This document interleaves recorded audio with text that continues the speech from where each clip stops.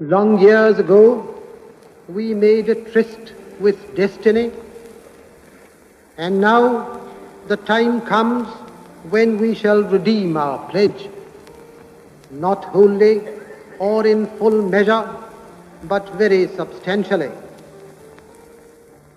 At the stroke of the midnight hour, when the world sleeps, India will awake to life and freedom.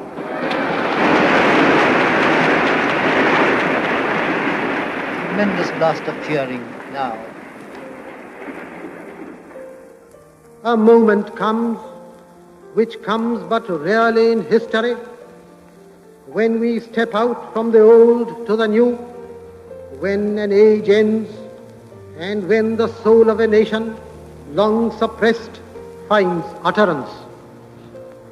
It is fitting that at this solemn moment we take the pledge of dedication to the service of India and her people and to the still larger cause of humanity.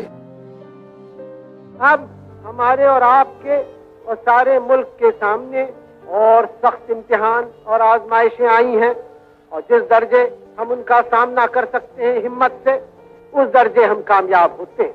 اس لیے خوشی بھی آپ کو مبارک اور تکلیف بھی آپ کو مبارک، ہنسنا بھی آپ کو مبارک اور رونا بھی آپ کو مبارک۔ لیکن ایک چیز مبارک آپ کو نہیں، اور وہ بزدلی، وہ تنگ خیالی، وہ آپ اس میں جھگڑا کرنا، یہ بات مبارک نہیں، کیونکہ وہ کمزور کرتی ہے آپ کو اور گراتی ہے ملک کو، اور جو جس طاقت کی ایک آزاد ملک کو ضرورت ہے وہ کم کرتی ہے۔ میرا خیال ہے جس راستے پر مہاتما جی نے ہمیں چلایا تھا، جس میں ہم لوگ کمزور تھے، دربل تھے، پھر بھی ہم نے کچھ ہمت بھر دی تھی، ہمیں بھی کچھ سپاہی بنایا تھا، اسی راستے پہ ہمیں چلنا ہے۔ سپاہی خالی وردی پہن کے فوجی لوگ نہیں ہوتے، سپاہی ہر ایک آدمی ہوتا ہے جو کام کو اٹھائے، سپاہی کی طرح سے کرے۔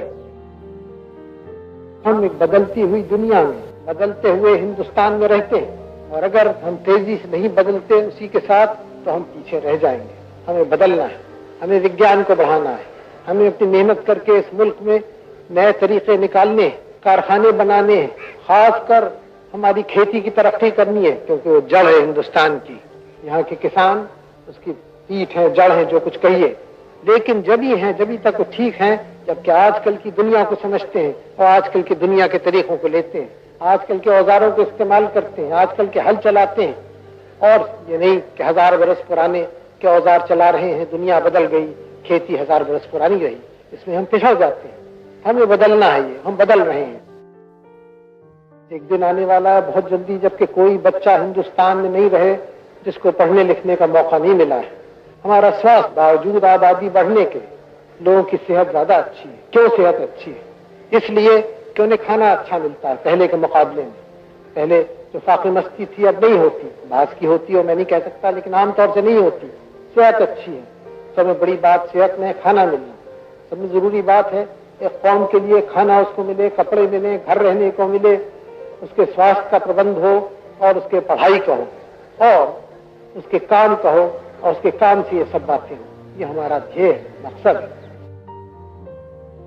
ہمیں حق ہے اپنی اپنی آوازیں اٹھانے کا، لیکن کسی ہندوستانی کو حق نہیں ہے کہ وہ ہندوستان کی آزادی کے خلاف آواز اٹھائے۔ کسی ہندوستانی کو حق نہیں ہے کہ ایسی بنیادی باتوں کے خلاف آواز اٹھائے جو ہندوستان کی ایکتا کو، ہندوستان کے اتحاد کو کمزور کریں، کیونکہ اگر وہ کرتا ہے تو پھر چاہے وہ چاہے یا نہ چاہے، چاہے وہ سمجھے یا نہ سمجھے، وہ ہندوستان کے اور ہندوستان کی آزادی کے خلاف غداری کرتا ہے۔